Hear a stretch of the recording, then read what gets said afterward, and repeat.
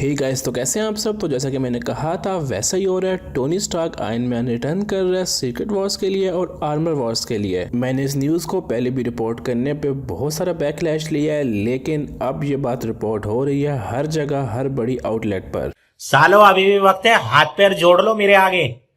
हाथ पैर जोड़ लो, नहीं तो इतनी बेइज्जती करूंगा तुम लोगों की, इतनी बेइज्जती करूंगा।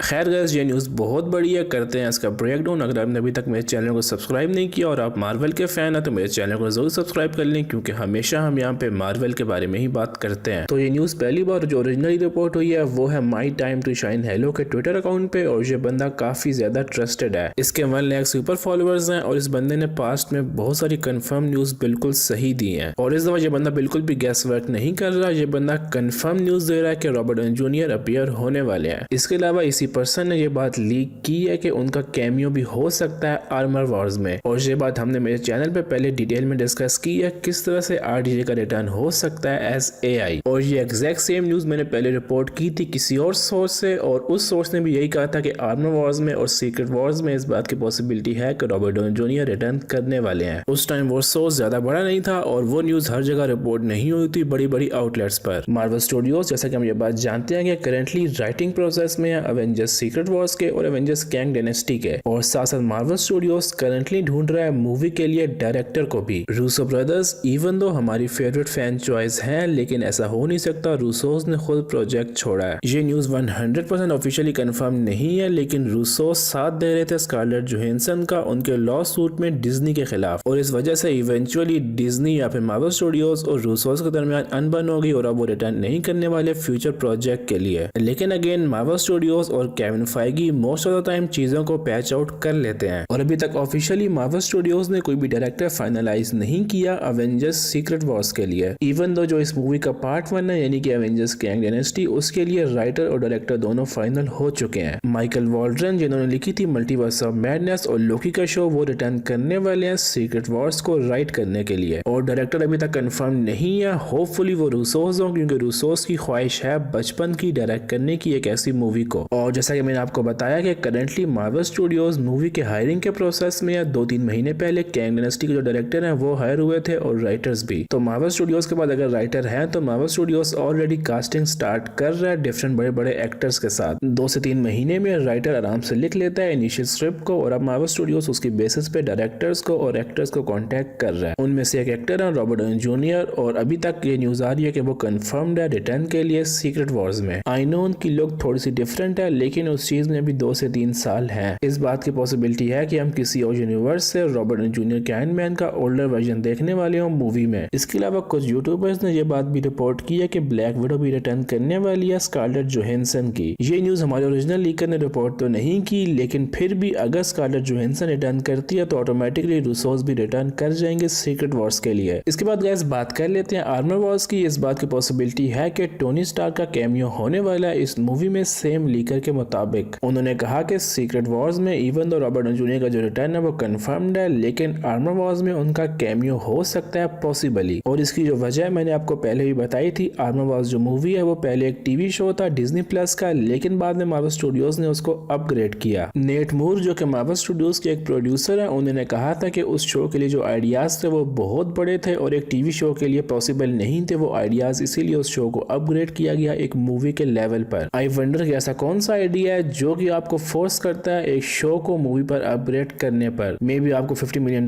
का चेक काट के देना है आरडीजे को उनकी अपीयरेंस के लिए, और उसका बजट एक शो में फिक्स नहीं हो सकता, क्योंकि वो वाला जो चेक है वो ले लेगा एटलीस्ट 2 एपिसोड या फिर 1 एपिसोड एक शो का पूरा, इसीलिए उसको अपग्रेड कर दिया गया मूवी पर। आई नो कि अगर आरडीजे का कैमियो होता है तो वो $50 मिलियन नहीं लेंगे, लेकिन अगर वो as a full character appear होंगे तो वो डेफिनेटली $50 मिलियन लेंगे। और अगर वो एक शो में रिटर्न करते हैं तो रॉबर्ट डाउनी जूनियर के आयरन मैन के साथ नाइंसाफी होगी। इसीलिए मेरी जो प्रेडिक्शन है वो यही है कि रॉबर्ट डाउनी जूनियर रिटर्न करने वाले हैं as a full fledge character Armor Wars में, और यही मेन वजह थी उस शो को अपग्रेड करने का एक मूवी पर। खैर गाइस, रूमर्स तो यही कह रहे हैं कि Robert Downey Junior as a full fledge character नहीं बल्कि एज अ एआई रिटर्न करेंगे और कुछ टाइम के लिए अपीयर होंगे। जो कुछ भी हो, लेकिन एवेंजर्स सीक्रेट वॉर्स में वो एज एआई रिटर्न करने नहीं वाले, वो रिटर्न करेंगे as full fledge main character जो कि बैटल भी करेंगे, और वो आयरन मैन का वर्जन होने वाला है किसी डीसी और यूनिवर्स से। इस बात की हमारे पास पहले भी डिटेल में रिपोर्ट आ चुकी है कि मूवी में होने वाली है इनकर्जन्स मल्टीपल, और इनकर्जन्स के दौरान ऐसा होगा कि एंड में रह जाएगी सिर्फ 2 यूनिवर्सेस और वो आपस में बैटल आउट करेंगी सीक्रेट वॉर्स के कॉमिक्स की तरह। 2 यूनिवर्सेस के 2 अर्थ के सारे हीरोज आपस में फाइट करेंगे और जो वर्जन जीतेगा वो होगी मेन अर्थ और दूसरी यूनिवर्स उस प्रोसेस में तबाह हो जाएगी। रीड रिचर्ड्स ने भी इनकर्जन्स को कुछ ऐसे ही एक्सप्लेन किया था मल्टीवर्स ऑफ मैडनेस में। वहां भी ये एक्सप्लेन किया गया था कि जब 2 यूनिवर्सेस आपस में कोलाइड करती हैं तो उनमें से कोई एक यूनिवर्स कंप्लीटली डिस्ट्रॉय हो सकती है। इसके अलावा मल्टीवर्स ऑफ मैडनेस में इल्यूमिनाटी की जो एक चेयर है वो एम्प्टी थी और वो चेयर पॉसिबल ही हो सकती थी सुपीरियर आयरन मैन की। सुपीरियर आयरन मैन के रोबोट्स हर जगह थे और इस बात की पॉसिबिलिटी है कि वही कैरेक्टर रिटर्न कर जाए सीक्रेट वॉर्स में। उसने वार्नर से बदला भी लेना है और बैटल ऑलरेडी हो रही होगी सीक्रेट वॉर्स के इवेंट्स में। तो दोस्तों आज के लिए इस वीडियो में इतना ही। आपके लिए अगली वीडियो के लिए क्वेश्चन है कि हमने स्टॉर्म ब्रेकर को अब तक MCU में किस किस को यूज करते हुए देखा है। मुझे इस क्वेश्चन का आंसर कॉमेंट्स में जरूर बताएं और वीडियो के स्टार्टिंग में वो सिर्फ एक मजाक था, उसको सीरियस लेने की जरूरत नहीं है। आज के लिए इस वीडियो में इतना ही। मिलते हैं आपसे अगली वीडियो में। Till then be happy and piece.